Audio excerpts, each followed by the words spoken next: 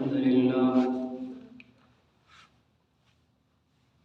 نحمده ونستعينه ونستغفره ونعوذ بالله من شرور أنفسنا ومن سيئات أعمالنا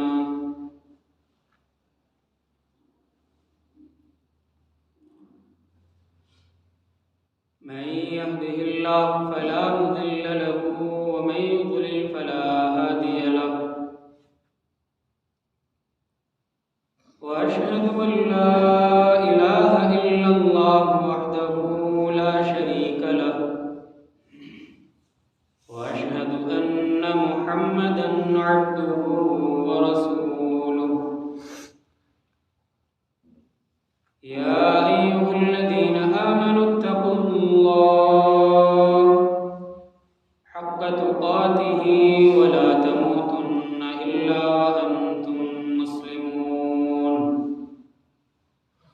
يا أيها الناس اتقوا ربكم الذي خلقكم من نفس واحدة وخلق منها زوجها وبث منهما رجالا كثيرا ونساء واتقوا الله الذي تساءلون به والأرحام إن الله كان عليكم رقيبا يا أيها الذين آمنوا اتقوا الله وقولوا قولا سديدا يصلح لكم أعمالكم ويغفر لكم ذنوبكم ومن يطع الله ورسوله فقد فاز فوزا عظيما أما بعد فإن خير الحديث كتاب الله وخير الهدي هدي محمد صلى الله عليه وسلم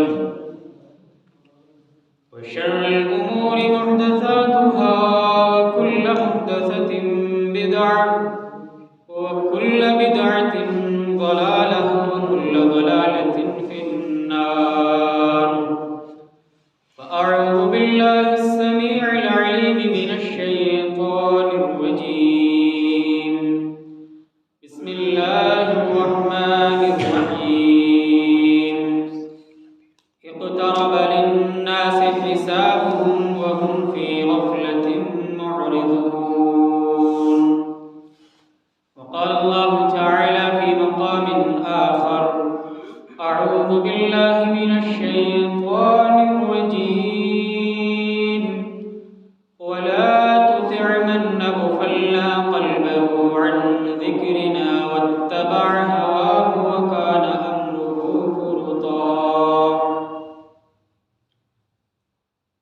معزز علماء کرام، بزرگوں، نوجوان ساتھیوں، امت کی ماں اور بہنوں، اللہ رب العالمین کا فضل و احسان ہے، اس کا کرم ہے کہ اس نے ہمیں یہاں پر بیٹھ کر کچھ سننے اور سنانے، دین کی کچھ باتیں سمجھنے اور سمجھانے کا موقع فراہم کیا۔ اللہ رب العالمین ہماری حاضری کو قبول فرما، ہمیں کہنے سننے سے زیادہ عمل کی توفیق عطا فرما۔ محترم حاضرین، اللہ رب العالمین نے قرآن مجید کے اندر قرآن کریم کو شفا کہا ہے۔ ظاہر سی بات ہے کہ یہ قرآن کریم ظاہری بیماریوں کے لیے تو شفا نہیں ہے، البتہ بعض صورتوں کو، بعض آیتوں کو پڑھ کر کے دم کیا جاتا ہے، وہ ایک سیکنڈری چیز، حقیقت میں یہ قرآن دل کی اور روح کی بیماریوں کے لیے شفا ہے۔ قرآن کریم حسد کی بیماری کے لیے شفا ہے۔ قرآن کریم تکبر کی بیماری کے لیے شفا ہے۔ قرآن کریم کفر و نفاق کی بیماری کے لیے شفا ہے۔ گویا کہ اس قرآن مجید کے اندر دل اور روح کی بیماریوں کا علاج موجود ہے۔ انہی خطرناک بیماریوں میں سے ایک بہت ہی خطرناک بیماری غفلت کی بیماری ہے، سستی کی بیماری ہے۔ یقیناً جب انسان غافل ہو جاتا ہے، جب انسان اس بات سے لاپرواہ اور کیئر لیس ہو جاتا ہے کہ اس کی ڈیوٹی کیا ہے، اس کے فرائض کیا ہیں، اس کی ذمہ داری کیا ہے، اس کا مقصد کیا ہے، تو انسان اللہ رب العالمین کا نہیں بلکہ اپنی منمانی کرنے لگتا ہے، اپنے نفس کی پیروی کرنے لگتا ہے۔ یہی وجہ ہے کہ اللہ رب العالمین نے اپنے نبی کو مخاطب کرتے ہوئے ارشاد فرمایا کہ اے نبی، کفار و مشرکین میں سے جو لوگ یہ ارادہ رکھتے ہیں کہ آپ اپنے غریب صحابہ کو چھوڑ دیں تب ہم آپ کی دعوت پر لبیک کہیں گے، اگر یہ لوگ آپ کو اس بات پر آمادہ کرتے ہیں کہ آپ اپنے غریب ساتھیوں کو، غریب صحابہ کو چھوڑ دیں تب ہم آپ کی دعوت پر لبیک کہیں گے یا آپ کے ساتھ رہیں گے یا آپ کی بات مانیں گے، تو یقیناً آپ ان کی اتباع نہ کرنا۔ اللہ رب العالمین نے فرمایا وَلَا تُطِعْ مَنْ أَغْفَلْنَا قَلْبَهُ عَنْ ذِكْرِنَا وَاتَّبَعَ هَوَاهُ وَكَانَ أَمْرُهُ فُرُطًا۔ اے امام کائنات، جس کے دل کو ہم نے اپنے ذکر سے غافل کر دیا ہے، جس کے دل کو ہم نے کتاب و سنت سے بھٹکا دیا ہے، جس کو توحید سے ہم نے دور رکھا ہے، ایسے شخص کی اتباع آپ ہرگز نہ کریں۔ جب ہم اس کے دل کو بھٹکا دیتے ہیں، اس کے دل کو دین سے غافل کر دیتے ہیں، وَاتَّبَعَ هَوَاهُ، تو وہ اپنی منمانی کرنے لگتا ہے، جو من میں آتا ہے وہ کرتا ہے۔ جب من میں آتا ہے تو عبادات کرنے لگ جاتا ہے، جب من میں آتا ہے تو مسجدوں سے منہ موڑ کر کے چلا جاتا ہے، جب من میں آتا ہے تو اپنے مال کی زکوٰۃ ادا کر دیتا ہے، اور جب من میں آتا ہے تو اپنے مال کو سید سید کر کے رکھتا ہے، چھپا چھپا کر کے رکھتا ہے، سجا سجا کر کے رکھتا ہے۔ جب اس کے من میں آتا ہے تو لوگوں کے حقوق کو ادا کر دیتا ہے، جب اس کے من میں آتا ہے تو لوگوں کے مال کو ہڑپ لیا کرتا ہے، لوگوں کے حقوق کو ادا نہیں کرتا ہے۔ وَكَانَ أَمْرُهُ فُرُطًا، جب ہم کسی کے دل کو دین سے غافل کر دیتے ہیں تو وہ اپنے ہر معاملے میں حد سے تجاوز کرتا ہے۔ اے امام کائنات، آپ ایسے شخص کی اتباع ہرگز نہ کریں جس کے دل کو ہم اپنے ذکر سے غافل کر دیں۔ بہت خطرناک بیماری ہے یہ غفلت، یہ سستی، یہ کاہلی۔ اسی غفلت کی بنا پر اللہ رب العالمین نے بڑی بڑی قوموں کو تباہ کیا ہے۔ آل فرعون کو کون نہیں جانتا؟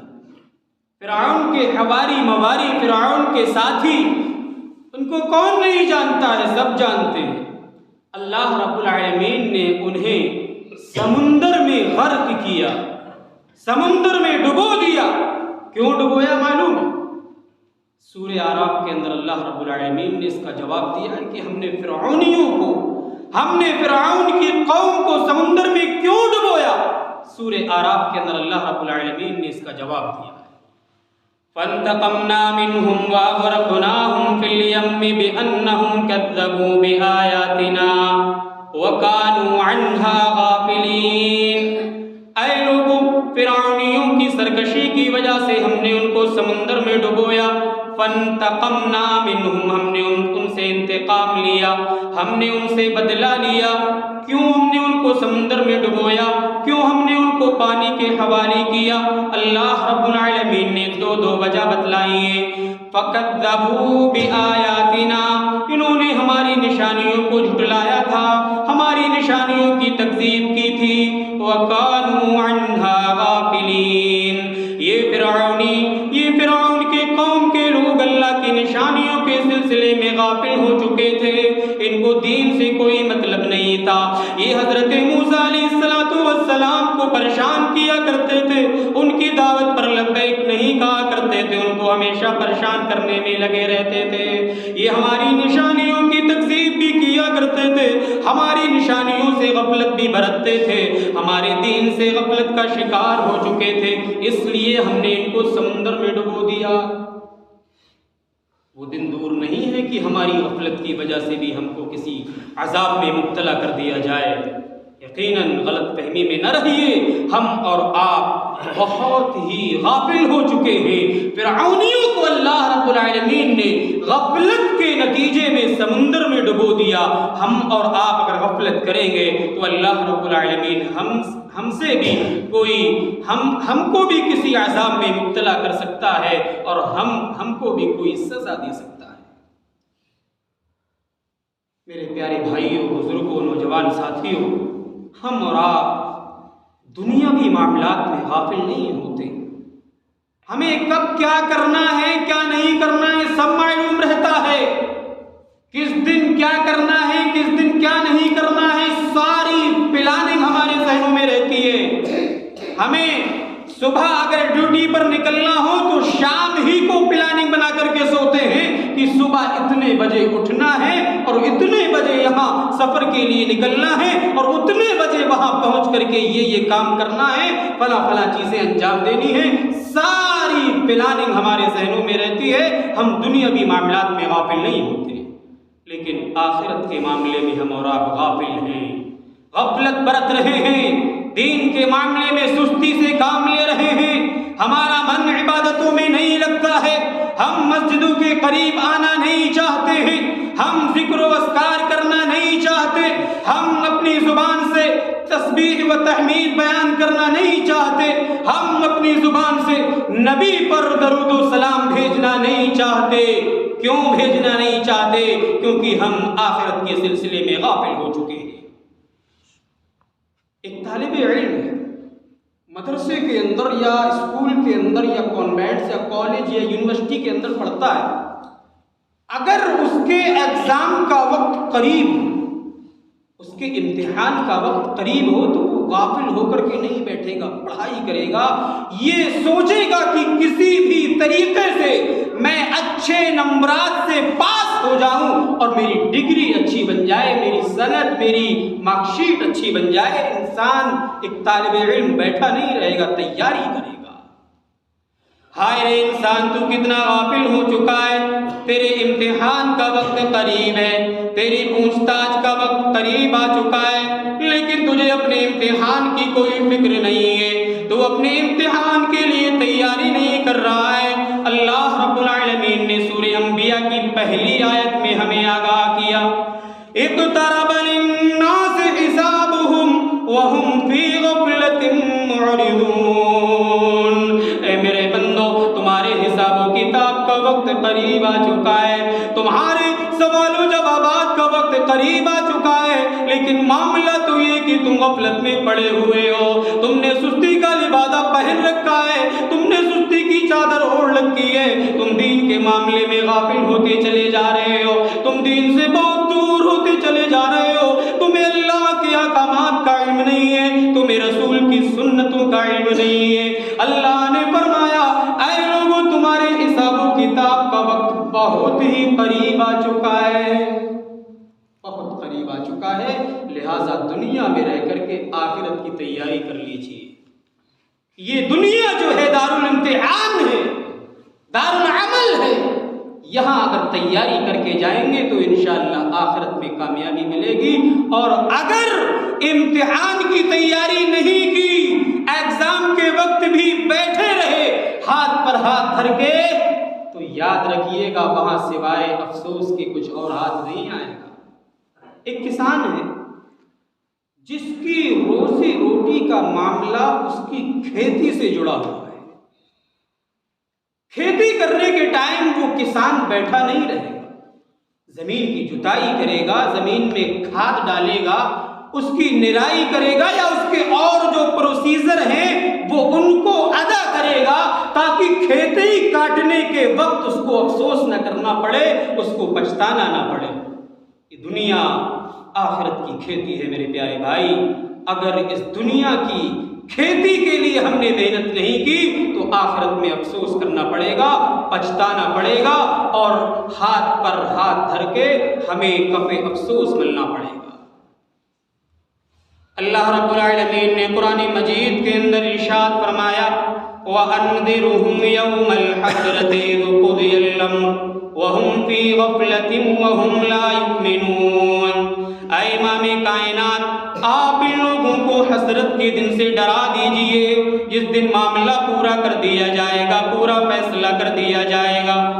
اے امام کائنات، آپ ان لوگوں کو اس دن سے ڈرا دیجئے جس دن سارے کے سارے لوگ افسوس کر رہے ہوں گے، حسرت و ندامت کی ہتھیلی مل رہے ہوں گے، یہ کہہ رہے ہوں گے اے کاش دنیا میں ہم نے نبی کے طریقے کو اپنا لیا ہوتا، اے کاش ہم نے علماء کی باتوں کو سن کر کے اس پر عمل کر لیا ہوتا، اے کاش ہم نے مسجدوں سے اپنا ربط مضبوط کر لیا ہوتا۔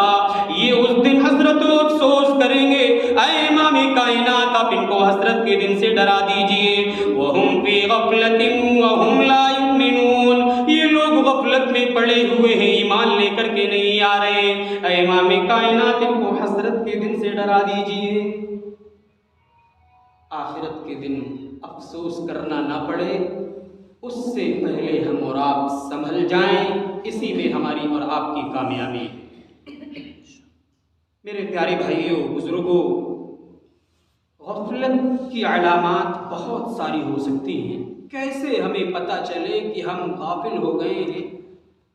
کیسے ہمیں اندازہ لگائیں کہ ہم دوسروں کو دیکھ کر کے یہ پتہ لگا سکیں یہ شخص غافل ہو چکا ہے؟ اس کی علامات ہیں یا نہیں ہیں؟ یقیناً اس کی علامات ہیں۔ کیسے ہم اور آپ پتہ لگائیں کہ ہمارا دل غافل ہوتا جا رہا ہے؟ کیسے ہمیں یہ اندازہ ہو ہم دین سے دور ہوتے جا رہے ہیں؟ اس کی سب سے بڑی علامت یہ ہے کہ اگر عبادتوں میں ہمارا من نہیں لگ رہا ہے، نماز کی ادائیگی کے لیے ہم حاضر نہیں ہو پا رہے، فرائض کی ادائیگی ہم سے نہیں ہو پا رہی، نوافل کی ادائیگی میں ہمارا من نہیں لگتا ہے، زکوٰۃ پراپر طریقے سے ہم ادا نہیں کر پا رہے ہیں، تو سمجھ لیجئے کہ ہمارا دل غافل ہوتا جا رہا ہے اور غافل ہو چکا ہے۔ عبادتوں میں جو لوگ سستی کرتے ہیں، کاہلی کرتے ہیں، غفلت برتتے ہیں، جن کا عبادتوں میں من نہیں لگتا ہے، یقیناً ان کے دلوں میں منافقت کی علامت پائی جاتی ہے۔ اللہ رب العالمین نے قرآن مجید کے اندر منافقوں کے سلسلے میں ارشاد فرمایا وَإِذَا قَامُوا إِلَى الصَّلَاةِ قَامُوا كُسَالَىٰ يُرَاءُونَ النَّاسَ وَلَا يَذْكُرُونَ اللَّهَ إِلَّا قَلِيلًا۔ اے لوگوں، یہ منافق جب نماز کی ادائیگی کے لیے کھڑے ہوتے ہیں، جب یہ نماز کی ادائیگی کے لیے مسجدوں میں آتے ہیں تو انتہائی سستی کے ساتھ نماز کی پابندی کے لیے کھڑے ہوتے ہیں۔ ان کے نماز پڑھنے کا مقصد یہ ہوتا ہے یراؤن الناس، کہ لوگ ان کو نماز پڑھتا ہوا دیکھ لیں، لوگ ان کو نمازی کہنے لگ جائیں، معاشرے میں ان کی نماز کا چرچا ہو جائے، معاشرے میں ان کو لوگ نمازی کہنے لگ جائیں، ان کے نام کے پیچھے نمازی لگ جائے، ان کے نام کے پیچھے حاجی لگ جائے۔ اس لیے یہ لوگ نماز کی ادائیگی کرتے ہیں، اس لیے یہ لوگ حج کی ادائیگی کرتے ہیں۔ وَلَا يَذْكُرُونَ اللَّهَ إِلَّا قَلِيلًا۔ اللہ نے منافقوں کی ایک دوسری علامت بھی بیان کی۔ اے لوگوں، یہ منافق تو ایسے ہوتے جو اللہ کو بہت ہی کم یاد کرتے ہیں، جب من میں آتا ہے تو نماز پڑھنے کے لیے چلے آتے ہیں، جب من میں آتا ہے تو اپنے گھروں میں پڑے رہتے ہیں۔ یہ اللہ کو بہت ہی کم یاد کرتے ہیں، بہت سستی کے ساتھ نماز کی ادائیگی کے لیے کھڑے ہوتے ہیں۔ اگر عبادتوں میں من نہیں لگ رہا ہے تو کہیں نہ کہیں منافقت کی علامت پائی جا رہی ہے۔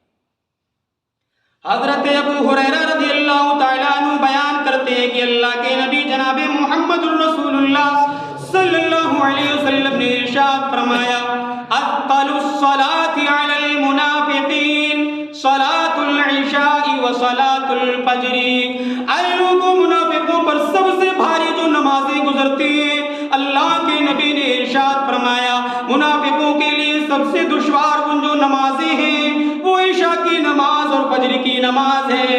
عشاء کی نماز کی ادائیگی میں یہ لوگ کوتاہی کرتے ہیں، نماز کی ادائیگی کے لیے نہیں آتے، اس سے پہلے ہی سو جاتے ہیں۔ فجر کی نماز کی ادائیگی بھی ان کے لیے بہت گراں گزرتی ہے، یہ لوگ فجر کی نمازوں میں خواب غفلت میں پڑے رہتے ہیں، بستر کو چھوڑ کر کے مسجد میں نہیں آتے ہیں، یہ دو نمازیں پر بہت ہی بھاری گزرتی ہیں۔ میرے پیارے بھائیوں، آپ اپنی بستی کا جائزہ لے لیجئے، فجر کی نمازوں میں مسجدوں کا کیا حال ہے؟ کہیں تو صرف امام صاحب اور مؤذن صاحب ہی رہا کرتے ہیں، کہیں پر ایک دو بزرگ جن کو اللہ توفیق دے دیتا ہے وہ مسجدوں میں چلے آتے ہیں۔ ہماری مسجدوں کا یہ حال ہے، کیا ہمارے دلوں کے اندر منافقت کی علامت نہیں پائی جاتی ہے؟ ہمارے دل غافل نہیں ہو چکے؟ یہ ہمیں اندازہ کرنا ہے، ہمیں تصور کرنا ہے، خود اپنا جائزہ لینا ہے۔ ہم عشاء کی نماز میں حاضر ہوتے ہیں یا نہیں ہوتے؟ فجر کی نمازوں میں ہماری حاضری ہو رہی ہے کہ نہیں ہو رہی ہے؟ یہ ہمیں خود سوچنا ہے۔ یہ منافقوں کی علامت ہے، ان کا من عبادتوں میں نہیں لگتا ہے، نمازوں کی ادائیگی میں خصوصاً ان کا من نہیں لگتا ہے۔ اگر عبادتوں میں ہمارا من نہیں لگ رہا ہے، نماز کی ادائیگی میں ہماری طبیعت نہیں چاہتی ہے کہ کون جائے ٹھنڈی کی سرد راتوں میں، کون پانی کو ہاتھ لگائے، کون مسجد کی طرف چل کر کے جائے، کون اپنی نیند کو قربان کرے۔ اگر یہ سارے خیالات ہمارے ذہنوں میں پائے جاتے ہیں اور ہم نماز کی ادائیگی نہیں کرتے ہیں تو سمجھ لیجئے کہ ہمارے دل غافل ہوتے جا رہے ہیں اور دین سے دور ہوتے جا رہے ہیں۔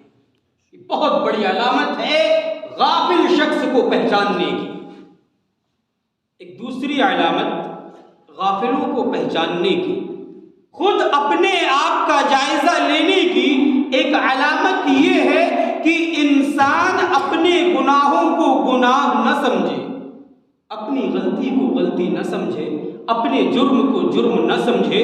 دوسروں کی غلطیاں اس کو دکھ جاتی ہیں، دوسروں کی برائیاں اسے بہت جلدی نظر آتی ہیں اور وہ ان کے خلاف اپنی زبانیں دراز کرنے لگتا ہے، ان کے خلاف ٹپڑی کرنے لگتا ہے، اس کو اپنے گناہ نہیں دکھتے ہیں۔ اگر یہ چیز، یہ خیال، یہ مادہ ہمارے ذہن و دماغ میں پیدا ہو گیا تو ہم اور آپ دین سے غافل ہو جائیں گے۔ حضرت عبداللہ بن مسعود رضی اللہ تعالیٰ عنہ بیان کرتے ہیں کہ اللہ کے نبی جناب محمد رسول اللہ صلی اللہ علیہ وسلم نے ارشاد فرمایا، ان المؤمن یرا ذنوبہ کأنہ قاعد تحت جبل یخاف ان یقع علیہ۔ او لوگو، اللہ کے نبی جناب محمد رسول اللہ صلی اللہ علیہ وسلم نے مومن کی کیفیت کو بیان کیا ہے۔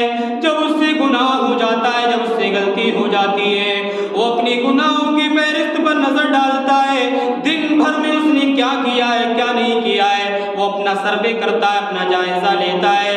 اگر اس سے کوئی غلطی ہو جاتی ہے، جانے انجانے میں مومن سے کوئی گناہ ہو جاتا ہے، جب وہ اپنی گناہوں کی فہرست پر نظر ڈالتا ہے تو مومن کی کیفیت تو یہ ہوتی ہے گویا کہ وہ پہاڑ کے نیچے کھڑا ہوا ہے۔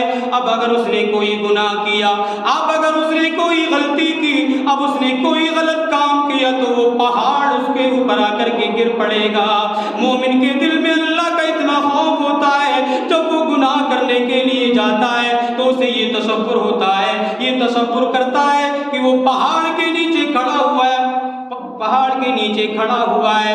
اب اگر میں نے کوئی غلطی کی، اللہ کو ناراض کرنے والا کوئی عمل کیا، اللہ کی مخالفت کی یا رسول کی مخالفت کی، تو وہ پہاڑ میرے اوپر آ کر کے گر پڑے گا۔ وَإِنَّ الفاجر یری ذنوبہ کذباب مر علی انفہ۔ اللہ کے نبی نے ایک گناہگار کی مثال کو بھی بیان کیا، گناہگار کی کیفیت کو بھی بیان کیا، ایک فاسق و فاجر کا کیا معاملہ ہوتا ہے، ایک دین سے غافل شخص کا کیا معاملہ ہوتا ہے۔ جب وہ گناہ کی فہرست پر نظر ڈالتا ہے تو یہ تصور کرتا ہے کہ میری ناک پر مکھی آئی تھی، بیٹھ کر کے چلی گئی، مکھی ناک پر آ کر کے بیٹھی، ہاتھ سے اشارہ کیا، اڑ گئی۔ یہ خیال، یہ تصور ایک گناہگار کے ذہن میں ہوتا ہے کہ راتوں دن گناہ کرتے رہو، دن کے اجالے میں، رات کی تاریکی میں، جلوت میں، خلوت میں گناہ کرتے رہو، اپنے گناہ اس کو گناہ نہ لگے اور گناہوں کی فہرست پر نظر ڈال کر کے اس کے دل میں اللہ کا خوف پیدا نہ ہو، تو سمجھ لیجئے کہ وہ انسان دین سے غافل ہوتا جا رہا ہے، عبادتوں سے غافل ہوتا جا رہا ہے۔ یہ دوسری علامت ہے ایک غافل شخص کو پہچاننے کی۔ مختصر طور پر ہم یہ جاننے کی کوشش کرتے ہیں کہ غفلت میں انسان کیوں پڑتا ہے، اسباب کیا ہے، کیا وجہ ہے کہ ہمارے دل غافل ہو جاتے ہیں۔ کبھی کبھی تو ہمارے دلوں میں بہت ہی زیادہ شوق پیدا ہوتا ہے، چلو نمازوں کی ادائیگی کر لی جائے، چلو اللہ نے ہمیں اپنی عبادت کے لیے پیدا کیا ہے تو مسجدوں سے جڑ جایا جائے، مسجدوں سے ربط بنا لیا جائے۔ رمضان کے مہینوں میں تو نمازیوں کا سیلاب آ جاتا ہے، ہمارے دلوں میں کہیں نہ کہیں ایمان باقی ہے۔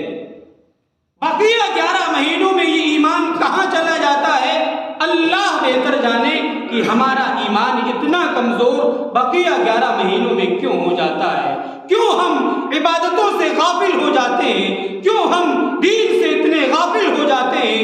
اس کے وجوہات کیا ہیں، اس کے اسباب کیا ہیں؟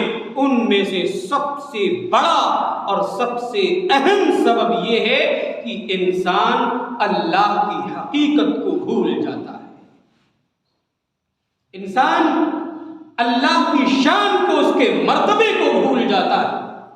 مثال کے طور پر ہم اور آپ کوئی گناہ کا کام کرتے ہیں، ظاہر سی بات ہے وہ اسی دنیا کے اندر رہ کر ہی کرتے ہیں، اور یہ بھی ہمیں معلوم ہے کہ اس دنیا کے کسی بھی کونے میں ہم اور آپ چلے جائیں اللہ کی نگاہوں سے بچ نہیں سکتے۔ اگر یہ جذبہ ہمارے دلوں میں جس دن پیدا ہو گیا کہ اللہ دیکھ رہا ہے تو یقیناً ہم غفلت میں نہیں پڑیں گے، ہم عبادتوں میں کوتاہی نہیں کریں گے اگر یہ جذبہ ہمارے ذہن و دماغ میں پیوست ہو جائے کہ اللہ دیکھ رہا ہے۔ حضرت لقمان حکیم کے بارے میں آپ نے سنا ہوگا، انہوں نے اپنے بیٹے کو چند نصیحتیں کی تھی، اس میں سے ایک نصیحت یہ بھی تھی کہ اے میرے بیٹے جہاں بھی چلے جاؤ گے بچ نہیں پاؤ گے اللہ کی نگاہوں سے۔ اللہ رب العالمین نے سورہ لقمان کے اندر اس کا نقشہ کھینچا ہے۔ اللہ رب العالمین نے فرمایا یا بنی انہا ان تک مثقال حبۃ من خردل فتکن فی صخرۃ او فی السماوات او فی الارض یأت بها اللہ ان اللہ لطیف خبیر۔ اے میرے بیٹے اس دنیا کے اندر کوئی چیز رائی کے دانے کے برابر ہے، رائی کے دانے کے برابر بھی اگر کوئی چیز دنیا کے اندر ہے، خواہ وہ چٹانوں میں چھپی ہوئی کیوں نہ ہو، خواہ وہ کسی دنیا کے کسی بھی کونے میں کیوں نہ ہو، خواہ وہ آسمانوں میں ہی کیوں نہ ہو، یاتی بہ اللہ، اللہ قیامت کے دن اس کو تمہاری آنکھوں کے سامنے لے آئے گا۔ اگر تم نے کوئی معمولی سی کوئی حرکت بھی کی ہوگی، کوئی غلط کام بھی کیا ہوگا، کسی کو گالی دی ہوگی، کسی کے مال کو ہڑپ لیا ہوگا، کسی سے اختلاف و انتشار کیا ہوگا، کسی کی زمین پر ناجائز قبضہ کر لیا ہوگا، یاتی بہ اللہ، اللہ قیامت کے دن اس کو تمہاری آنکھوں کے سامنے لے آئے گا۔ تم یہ نہ سمجھنا میں نے تنہائی میں یہ گناہ کیا ہے، میں نے تنہائی میں اللہ کی نافرمانی کی ہے، میں نے تنہائی میں یہ غلط کام کیا ہے، دنیا کے لوگوں کی نگاہوں سے بچ جاؤ گے لیکن آخرت میں اللہ کی نگاہوں سے نہیں بچ پاؤ گے۔ اللہ معمولی سے معمولی چیز کو بھی تمہاری آنکھوں کے سامنے لے آئے گا۔ ان اللہ لطیف خبیر، تو باریک بھی ہے، اللہ تو چھوٹی سی چھوٹی چیزوں کو بھی جانتا ہے۔ تمہارے دل میں کیا چل رہا ہے، تم اس پروگرام میں کیوں آئے ہو، وہ بھی اللہ تمہارے دلوں کے حال کو جانتا ہے۔ تم ابھی جا کر کے کیا کرو گے وہ بھی اللہ جانتا ہے۔ تم میں سے کس نے عشاء کی نماز کی ادائیگی کی ہے یا نہیں کی ہے وہ بھی اللہ جانتا ہے۔ فجر کی نماز کی ادائیگی کرنے کے لیے کس کی نیت ہے یا نہیں ہے وہ بھی اللہ رب العالمین جانتا ہے۔ سارے کے سارے معاملات اللہ رب العالمین جانتا ہے۔ حضرت لقمان نے اپنے بیٹے کو یہ نصیحت کی تھی، بیٹا دنیا میں کوئی بھی کام کرو گے اللہ کی نگاہوں سے بچ نہیں پاؤ گے، لہذا جب بھی کوئی کام کرنے کا خیال، کوئی غلط کام کرنے کا تصور تمہارے ذہن و دماغ میں آئے، فوراً اس چیز کو یاد کر لینا کہ اللہ دیکھ رہا ہے، اور یہ جذبہ، یہ تصور ہمارے ذہن و دماغ میں جس دن بیٹھ گیا، ہم عبادتوں میں سستی نہیں کریں گے، ہم عبادتوں میں غفلت سے کام نہیں لیں گے، ہم اذانوں کو سن کر اپنے گھروں میں پڑے نہیں رہیں گے، ہم اذانوں کو سن کر کے اپنے کاروبار میں مصروف نہیں رہیں گے۔ جس دن یہ خیال، یہ جذبہ، یہ تصور ہمارے ذہن و دماغ میں بیٹھ گیا، یہ بہت ہی بڑا سبب ہے غفلت میں پڑنے کا کہ انسان اللہ کی شان کو بھول جاتا ہے۔ ایک دوسرا سبب غفلت میں پڑنے کا، ایک دوسرا سبب یہ ہے کہ دنیا سے حد درجہ محبت۔ بھائی ظاہر سی بات ہے، دنیا ہے، دنیا میں رہنا ہے، دنیا کمانا ہے، بیوی بچوں کے حقوق بھی ادا کرنا ہے، رشتہ داروں کے حقوق بھی ادا کرنا ہے، کھانے پینے کے لیے انتظامات بھی کرنا ہے، لیکن ایک لمٹ تک انسان دنیا کو اور دنیا کے اسباب کو کمانے میں اتنا لگ جائے، اتنا مصروف ہو جائے کہ وہ اللہ کو بھول جائے، رسول اللہ کو بھول جائے، دین کو بھول جائے، جنت و جہنم کا تصور اس کے ذہن و دماغ سے نکل جائے، تو یقیناً یہ چیز دین سے غافل ہونے کا ایک سبب ہے۔ اگر انسان کی چاہت یہ ہو جائے کہ بھائی ایک لمٹ تک مجھے یہ چیز کمانا ہے، ایک لمٹ تک مجھے یہ کام کرنا ہے، اس کے بعد اللہ کے ذکر میں لگ جانا ہے، لیکن ہمارے اور آپ کا تصور یہ نہیں ہے۔ جتنا بھی مل جائے اللہ کا شکر ادا نہیں کرتے، اور کی چاہت میں لگے رہتے کہ کہیں سے اور بھی مل جائے۔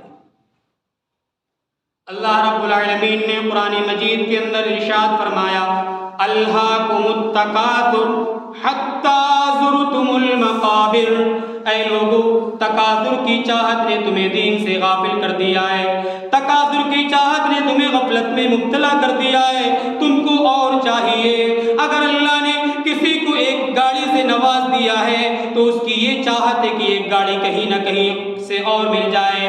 اگر اللہ نے اسے رہنے کے لیے بہترین مکان دیا ہے تو اس کی یہ چاہت ہے کہ کہیں سے وہ مکان اور خوبصورت بن جائے، کہیں نہ کہیں اس کی یہ سوچ بنی رہتی ہے کہ میرا کاروبار اور اچھا ہو جائے۔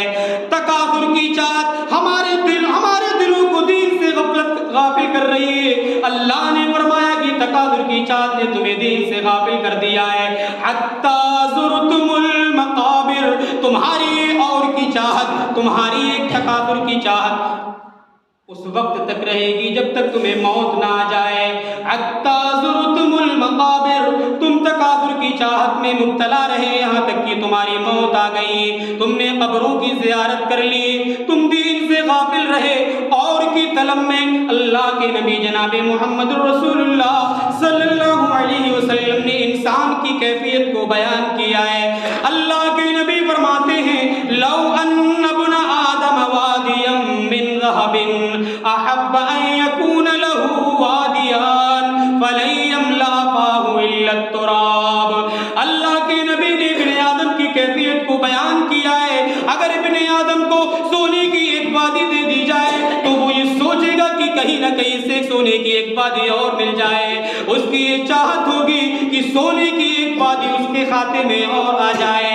اللہ کے نبی نے کہا، فَلَن يَمْلَأَ فَاهُ إِلَّا التُّرَابُ، ابن آدم کا منہ تو صرف مٹی بھر سکتی ہے، جب تک اسے موت نہیں آئے گی تب تک وہ مال کی چاہت کرتا رہے گا، جب تک وہ مر نہیں جائے گا تب تک اس کی چاہت کو کوئی بھر نہیں سکتا ہے، اس کی مراد کو کوئی پورا نہیں کر سکتا ہے۔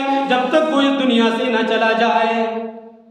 ہم میں سے ہر شخص دنیا کمانے میں لگا ہوا ہے، دنیا کے اسباب کو کمانے میں لگا ہوا ہے، دنیا کی زیب و زینت کو کمانے میں اتنا زیادہ مصروف ہے کہ وہ دین سے غافل ہوتا جا رہا ہے، عبادتوں سے غفلت برت رہا ہے۔ اللہ رب العالمین نے قرآن مجید کے اندر ہماری کیفیت کو بیان کیا ہے۔ اللہ نے فرمایا یعلمون ظاہرا من الحیات الدنیا وہم عن الآخرۃ ہم غافلون۔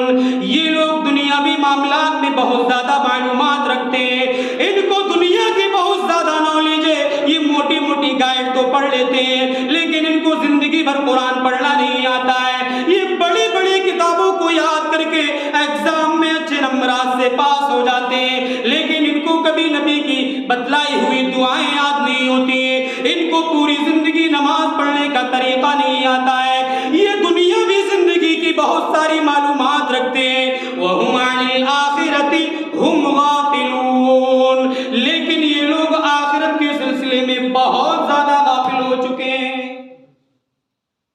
اس آیت کی تفسیر میں حسن بصری رحمہ اللہ لکھتے ہیں کہ دنیاوی معاملات کو کمانے والا ایک شخص اتنا زیادہ دنیا کو کمانے میں مصروف ہو جاتا ہے کہ اگر پہلے کے زمانے میں جو سکہ، جو درہم، جو دینار چلا کرتا تھا، اتنی زیادہ یہ دنیا کے لوگ دنیاوی معاملات میں نالج رکھتے ہیں کہ سکے کو ٹچ کر کے بتلا دیا کرتے تھے کہ یہ سکے کا وزن کتنا ہے۔ اسی کے فوراً بعد امام حسن بصری رحمہ اللہ کہتے ہیں لیکن ایسے شخص کو 2 رکعت نماز پڑھنے کا طریقہ تک معلوم نہیں۔ دنیاوی معاملات کو کمانے میں اتنا زیادہ مصروف نہ ہو جائیے کہ ہماری زندگی کا جو مقصد ہے وہ فوت ہو جائے، دنیاوی زندگی کو کمانے میں اتنے زیادہ مشغول نہ ہو جائیے کہ ہم دنیا میں مصروف ہو جائیں اور ہمیں پتہ بھی نہ چلے کہ ہماری موت آ جائے اور آخرت میں سوائے افسوس کے کچھ اور کرنا نہ پڑے۔ تو یہ بہت بڑا سبب ہے دنیا سے حد درجہ محبت۔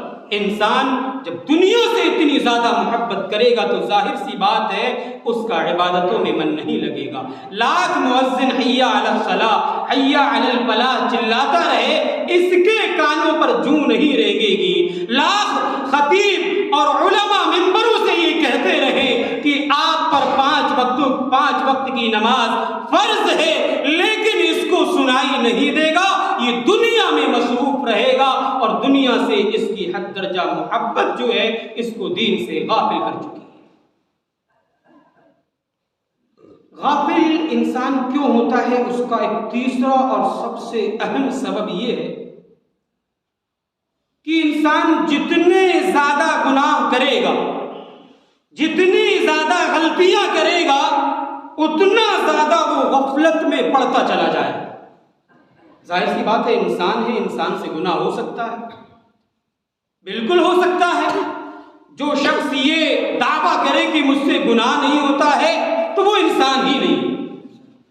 انسانوں سے گناہ ہو سکتا ہے اور ہوتا ہے، گناہ ہو جانے کے بعد فوراً رجوع کرنا، مسجدوں میں آنا، اللہ رب العالمین کی بارگاہ میں توبہ کرنا، یہ چیز اہم ہے۔ اگر ہم گناہ پر گناہ کرتے چلے جائیں گے، غلطیوں پر غلطیاں کرتے چلے جائیں گے، توبہ استغفار نہیں کریں گے تو اتنا ہی زیادہ ہم دین سے غافل ہوتے چلے جائیں گے۔ حضرت ابو ہریرہ رضی اللہ تعالیٰ عنہ بیان کرتے ہیں کہ اللہ کے نبی جناب محمد رسول اللہ صلی اللہ علیہ وسلم نے ارشاد فرمایا، ان المؤمن اذا اذنب ذنبا کانت نقطۃ سوداء فی قلبہ۔ اللہ کے نبی جناب محمد رسول اللہ صلی اللہ علیہ وسلم نے ارشاد فرمایا، جب ایک مومن سے گناہ کا کام ہو جاتا ہے، جب ایک مسلمان سے کوئی غلط کام ہو جاتا ہے، کوئی غلطی ہو جاتی ہے، کوئی جرم ہو جاتا ہے، کانت نقطۃ سوداء فی قلبہ، تو اس گناہ کے نتیجے میں اس کے دل پر ایک کالا دھبا ڈال دیا جاتا ہے، اس کے دل پر ایک سیاہ نقطہ رکھ دیا جاتا ہے۔ اللہ کے نبی فرماتے ہیں، فَإِن تَابَ وَنَزَعَ وَاسْتَغْفَرَ सुकिल क़ल्बुहु, अगर वो मोमिन, अगर वो मुसलमान तौबा कर लेता है, इस्तिग़फ़ार कर लेता है, रुजू कर लेता है, सुकिल क़ल्बुहु, तो उसके दिल से वो सिया धब्बा मिटा दिया जाता है। अल्लाह के नबी फरमाते व इन ज़ादा ज़ादत हत्ता यअलु क़ल्बुहु, जब वो मोमिन गुनाह करता है, गुनाह पर गुनाह करता चला जाता है, नाफरमानी पर नाफरमानी करता चला जाता है, अल्लाह की बगावत करता रहता है, रसूल की सुन्नतों की मुखालिफत करता रहता है, और वो तौबा नहीं करता, इस्तिग़फ़ार नहीं करता है, अल्लाह के नबी फरमाते हत्ता यअलु क़ल्बुहु, तो उसके दिल पर इतने ज्यादा धब्बे डाल दिए जाते हैं कि उसका पूरा दिल सियाह हो जाता है, उसका पूरा दिल काला पड़ जाता है, उसके दिल पर किताब और सुन्नत की कोई भी बात असर नहीं करती है। उसको लाख बतलाओ कि ये चीज जायज है, ये चीज नाजायज है, ये चीज हलाल है, ये चीज हराम है, उसको लाख बतलाओ ये सुन्नत है, ये बिदअत है, लेकिन उसकी समझ में नहीं आता है, क्योंकि उसके दीन से गफलत करने के नतीजे में उसका दिल ही सियाह हो गया है, इबादत से मुंह मोड़ने के नतीजे में, गुनाह करने के नतीजे में, नाफरमानी करने के नतीजे में अल्लाह उसके दिल को काला कर देता है।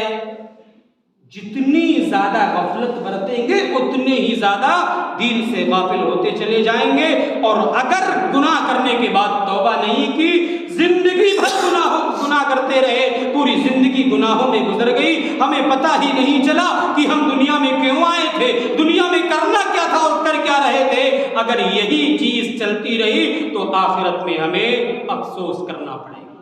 ये बहुत बड़ा सबब है कि इंसान गुनाह करने के बाद तौबा नहीं करता है, जिसका नतीजा ये होता है कि उसका दिल काला पड़ जाता है और वो गुनाह पर गुनाह, गुनाह पर गुनाह, गलती पर गलती, नाफरमानी पर नाफरमानी, हसद पर हसद, बुग़्ज़ पर बुग़्ज़ करता रहता है, उसको तौबा की तौफीक नसीब नहीं होती। ये बहुत बड़ा सबब। एक आखिरी सबब, गफलत में हम और आप क्यों पड़ते हैं? बुरे लोगों की सोहबत, बुरे लोगों की संगत, दोस्तों की गलत सोहबत, गलत लोगों के साथ उठना बैठना, मुशरिकों के साथ, काफिरों के साथ, गाफिलों के साथ उठना बैठना, ये चीज हमें भी दीन से गाफिल कर सकती है। यकीनन सोहबत का बहुत ज्यादा असर होता है। कहीं ऐसा ना हो कि हम किसी ऐसे शख्स को अपना दोस्त बना लें जो ना नमाज की पाबंदी करता है, ना उसको इबादत से कोई मतलब है, और ना वो शरीयत से कोई ताल्लुक रखता है। अगर हमने किसी ऐसे शख्स को दोस्त बना लिया तो वो दिन दूर नहीं कि हम भी दीन से गाफिल हो जाएं, और आखिरत में इंसान रोएगा, अफसोस करेगा, उंगलियों को अपने दांतों तले चबाएगा कि ऐ काश मैंने फला शख्स को दोस्त नहीं बनाया होता तो आज मेरा ये हश्र नहीं होता। अल्लाह रब्बुल आलमीन ने कुरान मजीद के अंदर इरशाद फरमाया, वयौम यअद्दु ज़ालिमु अला यदैहि यक़ूलु या लैतनी इत्तख़ज़तु मअर रसूलि सबीला या वैलता लैतनी लम अत्तख़िज़ फुलानन खलीला लक़द अज़ल्लनी अनि ज़िक्रि बअद इज़ जाअनी व कान अश-शैतानु लिल-इंसानि ख़ज़ूला। एक इंसान जो दुनिया में अपने किसी गलत इंसान को दोस्त बना लेगा, किसी दीन से गाफिल शख्स को अपनी सोहबत में रखेगा, उसकी सोहबत में रहेगा, तो कल क़यामत के दिन वो अपने दांतों तले उंगलियां चबाएगा। ये उम्मीद करेगा कि ये काश मैंने दुनिया में अल्लाह के रसूल के तरीके पर चल लिया होता, मैंने रसूल के तरीके को अपना लिया होता, ऐ काश मैंने फला को अपना दोस्त नहीं बनाया होता। वहां हम अफसोस करें उससे पहले ही हम होश के नाखून ले लें। वहां इंसान कहेगा कि लक़द अज़ल्लनी अनि ज़िक्रि बअद इज़ जाअनी, ऐ अल्लाह मेरे पास नसीहत आ चुकी थी, मेरे पास जिक्र आ चुका था, उसके बावजूद भी इसने मुझे जिक्र से गाफिल कर रखा था, मुझे तेरी मस्जिदों से दूर कर रखा था। बुरे लोगों की सोहबत हमें दीन से दूर कर सकती है, हमें गफलत में मुब्तला कर सकती है। ये चंद असबाब हैं غفلت میں پڑنے کے ان اسباب کو چھوڑیے اور غفلت سے نکل کر کے مسجدوں کی طرف آئیے، مسجدوں سے جڑ جائیے۔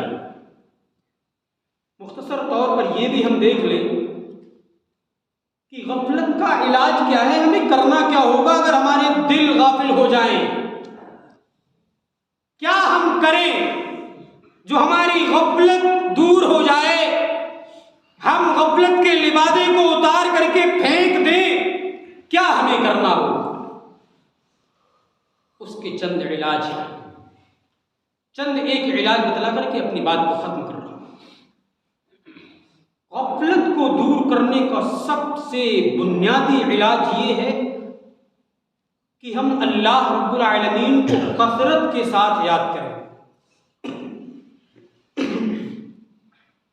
زیادہ سے زیادہ اللہ رب العالمین کا ذکر کریں، اس کو یاد کریں، اپنی زبانوں پر اللہ رب العالمین کے ذکر سے اپنی زبان معطر رکھیں۔ یقیناً نبی کریم جناب محمد رسول اللہ صلی اللہ علیہ وسلم نے صبح و شام کے جو اذکار بتلائے ہیں، اگر ان کی انسان پابندی کر لے تو دعوے کے ساتھ یہ بات کہی جا سکتی ہے کہ انسان غافل ہو ہی نہیں سکتا۔ اگر انسان صبح میں اذکار کی پابندی کرتا ہے، پڑھ لیتا ہے، تو پورے دن وہ اللہ کی نگرانی میں رہتا ہے، فرشتے اس کی حفاظت میں لگ جاتے ہیں، اور اگر شام کو وہ پڑھ کر کے سو جائے تو پوری رات وہ اللہ کی حفاظت میں رہتا ہے۔ لیکن ہم میں سے بہت سارے لوگ ایسے ہیں جن کو اذکار ہی یاد نہیں ہے، تو وہ پڑھیں گے کہاں سے؟ ہماری دین سے اتنی زیادہ محبت ہے کہ ہمیں دعائیں ہی یاد نہیں ہیں۔ دعویٰ کرتے ہیں کہ ہم مسلمان، دعویٰ کرتے ہیں کہ ہم پکے سچے موحد ہیں، دعویٰ کرتے ہیں کہ ہم پکے سچے مومن ہیں، لیکن ہمیں صبح و شام کے اذکار ہی یاد نہیں۔ یاد کر لیجئے، موت آنے سے پہلے ان ساری چیزوں کو کر لیجئے۔ موت آنے کے بعد اگر ہم یہ سوچیں کہ ایک مرتبہ استغفر اللہ کہہ لیں تو اس کی بھی مہلت نہیں ملے گی۔ جب تک آنکھیں کھلی ہیں تب تک عبادات کر لیجئے۔ آنکھیں بند ہو جائیں گی تو نہ مال کام آئے گا، نہ یہ بیٹے کام آئیں گے، نہ یہ بلڈنگیں کام آئیں گی، نہ یہ حسب و نسب والا خاندان کام آئے گا۔ کام آئے گا تو وہی جو ہم نیک اعمال کر کے جائیں گے۔ لہذا آنکھ بند ہونے سے پہلے اعمال کر لیجئے۔ ہمارے دل غفلت میں پڑ جائیں اس سے پہلے ہی ہم اس کا علاج کر لیں، اللہ کو زیادہ سے زیادہ یاد کر لیں۔ اللہ رب العالمین نے قرآن مجید کے اندر ارشاد فرمایا، وَاذْكُرْ رَبَّكَ فِي نَفْسِكَ تَضَرُّعًا وَخِيفَةً وَدُونَ الْجَهْرِ مِنَ الْقَوْلِ بِالْغُدُوِّ وَالْآصَالِ وَلَا تَكُن مِّنَ الْغَافِلِينَ۔ اے لوگو، تم اللہ کو زیادہ سے زیادہ یاد کرو، اپنے نفس میں بھی اللہ کو یاد کرو، گڑگڑاتے ہوئے اللہ کو یاد کرو، اللہ سے ڈرتے ہوئے اللہ کو یاد کرو، آہستہ آواز میں بھی اللہ کو یاد کرو، بلند آواز سے بھی اللہ کو یاد کرو۔ وَلَا تَكُن مِّنَ الْغَافِلِينَ۔ اے لوگو، تم غافلوں میں سے مت ہو جاؤ، تم غفلت نہ برتو، تم اللہ کے ذکر کو لازم پکڑ لو، زیادہ سے زیادہ اللہ کی حمد و تسبیح بیان کرو۔ وَلَا تَكُن مِّنَ الْغَافِلِينَ۔ تم غفلت میں نہ پڑ جاؤ، تم غافلوں میں سے مت ہو جاؤ۔ اللہ یہ ہمیں حکم دے رہا ہے کہ تم زیادہ سے زیادہ اللہ کو یاد کرو۔ اللہ نے ایک دوسرے مقام پر ارشاد فرمایا، فَاذْكُرُوا اللَّهَ كَثِيرًا لَعَلَّكُمْ تُفْلِحُونَ۔ اے لوگو، اللہ کا ذکر زیادہ سے زیادہ کرو تاکہ تم دنیا میں بھی کامیاب ہو جاؤ اور آخرت میں بھی تمہاری کامیابی قدم بوس ہو۔ علاج سب سے پہلا کیا ہے؟ اللہ کو زیادہ سے زیادہ ذکر یاد کرو، اللہ کا زیادہ سے زیادہ ذکر کرو، غفلت سے بچ جاؤ گے۔ عبادتوں میں من لگنے لگے گا جب اللہ کو زیادہ سے زیادہ یاد کرو گے، اور غفلت میں انسان کب پڑے گا؟ جب وہ اللہ کو بھول جائے گا۔ دوسرا علاج کیا ہے؟ بہت مختصر طور پر اپنی بات کو سمیٹ رہا ہوں۔ قرآن کریم کو کھول کر کے پڑھیے، قرآن کو طاقوں کی زینت نہ بنائیے۔ صرف رمضان کے مہینے میں کھول کر کے ہم ورد گردانی کر لیں، پڑھ لیں، اور یہ بحث و مباحثہ کریں کہ ہم نے 4 قرآن پڑھ لیے، ہم نے 5 پڑھ لیے، ہم نے 2 پڑھ لیے، ہم نے 10 ختم کر لیے۔ صرف میدان میں پڑھنے کے لیے قرآن نہیں آیا. یہ وہی قرآن کریم ہے میرے پیارے بھائیوں، جس کو پڑھ کر کے نبی کی آنکھوں سے آنسو نکلتے ہیں، جس کو پڑھ کر کے صحابہ روئے ہیں، جس کو اگر ہم پڑھیں گے تو ہمارے رونگٹے کھڑے ہو جائیں گے، ہمارے جسم اور ہمارے بدن اور ہماری طبیعت جو ہے اللہ کے ذکر میں لگنے لگ جائے گی.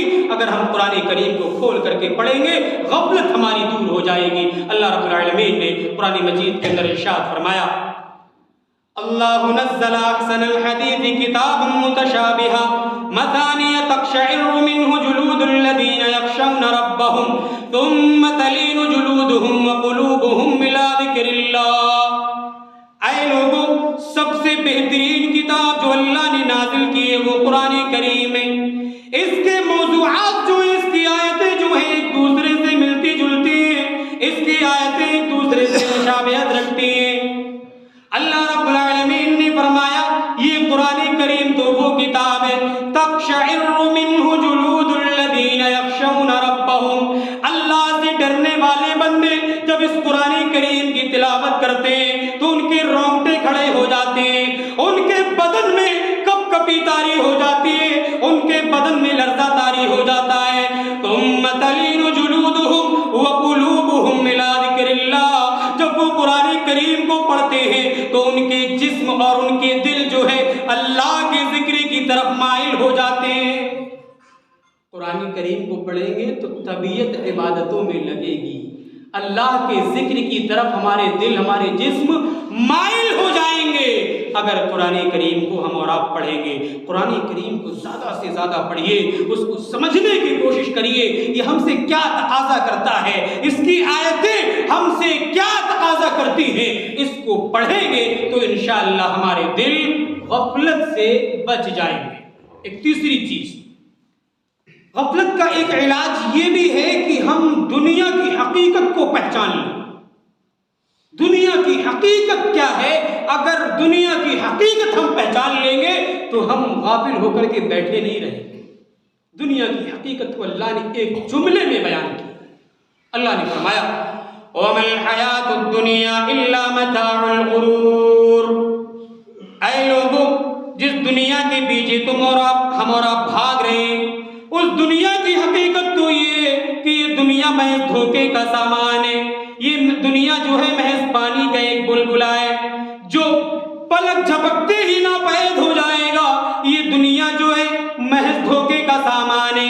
اس کی رنگینیوں میں آ کر کے تم اللہ سے غافل نہ ہو جانا، اس کی زیب و زینت کو دیکھ کر کے تم دین سے غافل نہ ہو جانا. یہ دنیا تو محض دھوکے کا سامان ہے. اس دنیا نے کبھی کسی کے ساتھ وفا نہیں کی ہے، اس دنیا نے کسی کے ساتھ کبھی وفاداری نہیں کی ہے. بڑے بڑے بادشاہ آئے، بڑے بڑے انبیاء کرام آئے، بڑے بڑے جلیل القدر صحابہ آئے، لیکن ان کے ساتھ بھی اس دنیا نے وفا نہیں کی. ان کو بھی اس دنیا سے جانا پڑا، ان کو بھی موت آئی، وہ بھی اللہ رب العالمین کے یہاں چلے گئے. ہم اور آپ کس کھیت کی مولی ہیں؟ ہمارے ساتھ بھی یہ دنیا وفا نہیں کرے گی. ہم بھی ایک دن اس دنیا سے چلے جائیں گے اور یہ دنیا ہم سے رشتہ توڑ لے گی. دنیا محض دھوکے کا سامان ہے. اس دنیا کی حقیقت اللہ کے نبی نے ایک حدیث کے اندر بیان کی ہے کہ اگر ایک مچھر کے پر کے برابر بھی اس دنیا کی حقیقت ہوتی تو کافر جو ہے پیاسا مر جاتا. اللہ کے نبی نے ارشاد فرمایا لو كانت تعدل عند الله مثل جناح بعوضة ما سقى منها كافرا شربة ماء. اے لوگوں، اس دنیا کی حقیقت تو یہ اللہ کی نگاہوں میں اس دنیا کی حقیقت ایک مچھر کے پر کے برابر بھی نہیں ہے. اگر ایک مچھر کے پر کے برابر بھی اس دنیا کی حقیقت اللہ کی نگاہ میں ہوتی تو کافر کو اللہ ایک گھونٹ پانی بھی میسر نہیں کرتا. دنیا میں ہم نے آپ نے اندازہ لگایا ہوگا کہ زیادہ تر کافر عیش زندگی گزارتے ہیں. تو یہ کافروں کی جنت ہے بھائی نا. ہم اور آپ کی اصل جو جنت ہے وہ آخرت میں ہے. دنیا میں ہمیں عمل کرنے کے لیے بھیجا گیا ہے. اللہ نے ہمیں اس لیے بھیجا ہے تاکہ وہ آزما لے کہ تم میں سے اچھے اعمال کون کرتا ہے اور غلط اعمال کون کرتا ہے. اب اگر ہم اس دنیا کو ہی جنت بنانے میں لگ جائیں گے تو دین سے غافل ہو جائیں گے. لہذا دنیا کی حقیقت کو پہچانیے. اللہ نے سورہ کہف میں کہا وَإِنَّا لَجَاعِلُونَ مَا عَلَيْهَا سَعِيدًا جُرُزًا۔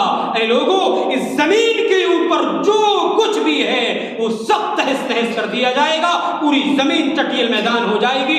اس آیت کی تفسیر میں کسی مفسر نے لکھا ہے کل ما فوق التراب تراب، اے لوگوں اس مٹی کے اوپر جتنی بھی چیزیں ہیں سب مٹی ہو جائیں گی۔ تم اس دنیا کے چکر میں پڑ کر کے کیوں غافل ہو چکے ہو؟ تم کیوں عبادتوں میں شریک نہیں ہوتے ہو؟ تمہارا دل عبادتوں میں کیوں نہیں لگتا ہے؟ تم نمازوں کی پابندی کیوں نہیں کرتے ہو؟ اس مٹی کے اوپر جتنی چیزیں پائی جاتی ہیں سب مٹی ہو جائیں گی، لہذا دنیا کی حقیقت کو پہچان لیجئے، انشاءاللہ ہم دین سے غافل نہیں ہوں گے، ہمارے دل عبادتوں میں لگ جائیں گے، ہم عبادت کرنے لگ جائیں گے، اللہ کا ذکر کرنے لگ جائیں گے، اس کی حمد و تسبیح بیان کرنے لگ جائیں گے۔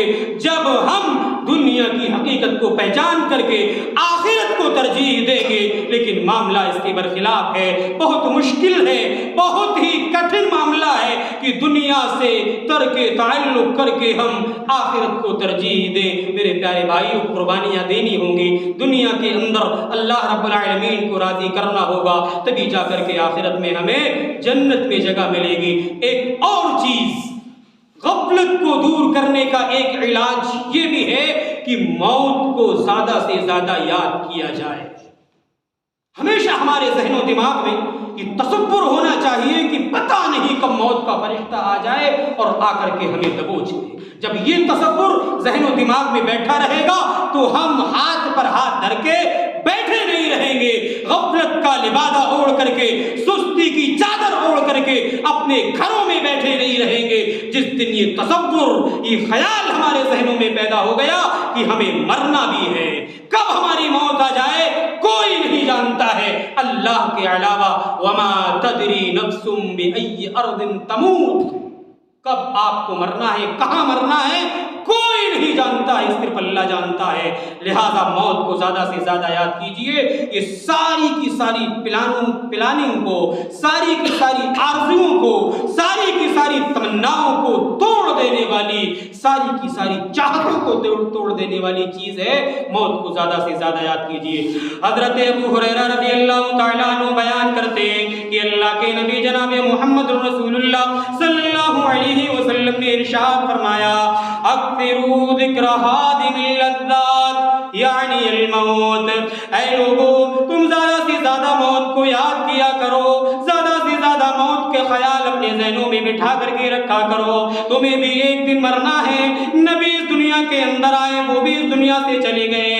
اللہ نے فرمایا انک میت وانہم میتون، اے امام کائنات آپ کو بھی موت آنی ہے، آپ بھی اس دنیا سے جائیں گے، اور جو لوگ آپ کی موت کا انتظار کر رہے ہیں انہیں بھی اس دنیا سے جانا ہے۔ کوئی بھی شخص اس دنیا میں ہمیشہ کے لیے نہیں آیا، شاید اس دنیا کے اندر کسی کو بقا حاصل ہوتی تو اللہ کے نبی جناب محمد رسول اللہ صلی اللہ علیہ وسلم کو موت نہیں آتی۔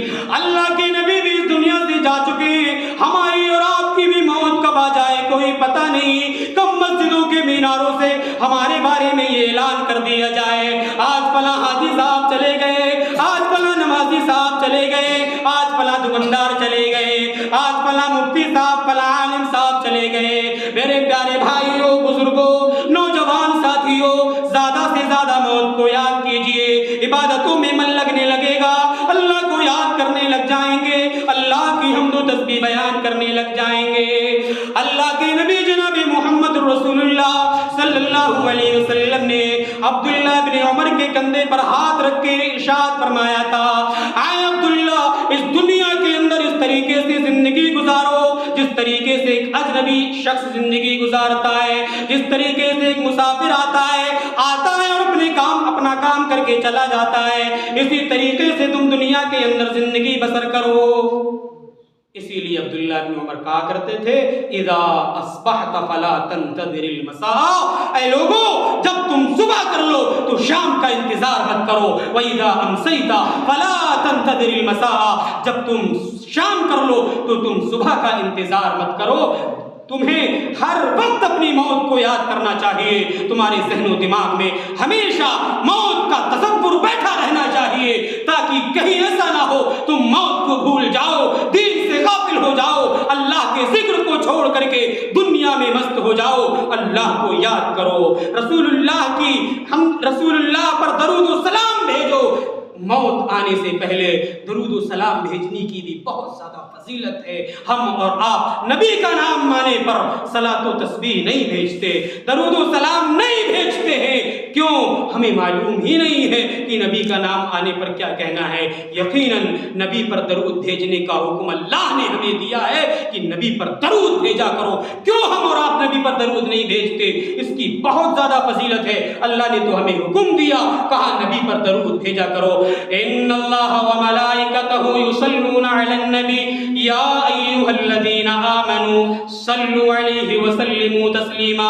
اے ایمان والو، تم اپنے نبی پر درود و سلام بھیجا کرو۔ نبی کا نام آنے پر آج ہم خاموش رہتے ہیں، نبی پر درود و سلام بھیجنے کا تصور آج ہمارے معاشرے سے ختم ہوتا جا رہا ہے۔ ہمیں پتہ ہی نہیں کہ نبی کا نام آنے پر کیا پڑھنا ہے، کیا نہیں پڑھنا ہے، نبی پر درود و سلام کیسے بھیجنا ہے، ہمارے ذہن و دماغ میں کوئی تصور ہی نہیں ہے۔ ہم اتنے زیادہ دین سے غافل ہو چکے ہیں۔ نبی پر درود بھیجنے کی بہت زیادہ فضیلت ہے۔ اللہ کے نبی نے حدیث کے اندر ارشاد فرمایا، من صلی علیہ حین یصبح عشرا وحین یمسی عشرا ادرکتہ شفاعتی یوم القیامہ۔ اے لوگو، جو شخص مجھ پر 10 مرتبہ صبح میں درود بھیجے گا، شام میں 10 مرتبہ درود بھیجے گا، اللہ کے نبی فرماتے ہیں کل قیامت کے دن اس کے لیے میری شفاعت حلال ہو جائے گی، وہ میری سفارش کو پالے گا، میری شفاعت کو پالے گا۔ ہم اور آپ درود و سلام کیوں نہیں بھیجتے؟ نبی کا نام آنے پر ہمیں درود و سلام بھیجنا چاہیے۔ جب ہم اللہ کا ذکر کریں گے، اللہ کی حمد و تسبیح بیان کریں گے، نبی پر درود و سلام بھیجتے رہیں گے، تو ہمارے دل غافل نہیں ہوں گے، ہم دین سے دور نہیں ہوں گے، ہمارے دل عبادتوں میں لگ جائیں گے، ہم مسجدوں سے جڑ جائیں گے، ہم علماء کی قدر کرنے لگ جائیں گے، ہم مہمانوں کے ساتھ اچھا رویہ کرنے لگ جائیں گے۔ اگر یہ ساری چیزیں ہمارے ذہن و دماغ میں بیٹھ گئی، تب یہ اتنے سارے علاج میں نے بتلائے ہیں، اگر ان میں سے کسی ایک کو بھی اپنا لیا جائے تو دعوے کے ساتھ یہ کہا جا سکتا ہے کہ انشاءاللہ ہمارے دلوں کی غفلت، ہمارے دلوں کی سستی دور ہو جائے گی۔ تو خلاصہ کلام یہ ہے، اپنی بات کو یہیں پر ختم کرتا ہوں، اور خلاصہ یہ ہے کہ انسان غفلت میں پڑتا ہے اور پڑ جاتا ہے، اس کا علاج یہ ہے کہ اللہ کا ذکر کریں، قرآن کریم کو کھول کر کے پڑھیں، اور اگر دینی محفل لگی ہو، دینی مجلس لگی ہو، تو ایسی مجلسوں میں جا کر کے شریک ہوا کیجئے، مسلکی اختلاف چھوڑیے، مسلکی انتشار چھوڑیے، اور جہاں بھی مجلس لگی ہو، دین کی دعوت کا پرچار ہو رہا ہو، نبی کی باتیں بتلائی جا رہی ہو، رسول کی سنتیں بتلائی جا رہی ہو، اللہ کے احکام بتلائے جا رہے ہو، ایسی مجلسوں میں جائیے، دلوں کی غفلت دور ہو جائے گی۔ حضرت انس بن مالک رضی اللہ تعالی عنہ کہتے ہیں کہ اللہ کے نبی جناب محمد رسول اللہ صلی اللہ علیہ وسلم نے ارشاد فرمایا، اذا مررتم بریاض الجنہ فرتعوا۔ اے میرے پیارے صحابہ، جب تمہارا گزر جنت کی کیاریوں کی طرف سے ہوا کرے تو تم اس میں سے اپنا حصہ لے لیا کرو، اس میں سے کچھ لے لیا کرو۔ صحابہ نے کہا، وما ہی یا رسول اللہ، اے اللہ کے رسول، وہ جنت کی کیاریاں کیا ہیں؟ اللہ کے نبی نے کہا، حلق الذکر، جہاں اللہ کا ذکر ہو رہا ہو، جہاں کتاب و سنت کی باتیں ہو رہی ہوں، جہاں کتاب و سنت کی باتیں بتلائی جا رہی ہوں، جہاں قرآن پڑھ کے بتلایا جا رہا ہو، جہاں سنت کی، اللہ کے نبی جناب محمد رسول اللہ صلی اللہ علیہ وسلم کی سنت کی تعلیم دی جا رہی ہو، ایسی مجلسوں میں جا کر کے بیٹھیے، وہاں پر شریک ہوئیے، آپ آپ کے دلوں کی غفلت دور ہو جائے گی، آپ کا ایمان تازہ ہو جائے گا۔ ایسی مجلسوں میں بیٹھا کیجئے۔ اللہ رب العالمین ہمیں کہنے سننے سے زیادہ عمل کی توفیق عطا فرما۔ اے اللہ ہمارے دلوں کی غفلت کو دور کر دے۔ اے اللہ ہمارے معاشرے سے برائیوں کا خاتمہ کر دے۔ اے اللہ ہمارے معاشرے سے برائیوں کا خاتمہ کر دے۔ اے اللہ ہمارے بزرگوں کی، ہمارے نوجوانوں کی، ہماری ماؤں اور بہنوں کی غفلت کو دور کر دے، ان کی اصلاح فرما دے، ان کی حفاظت فرما۔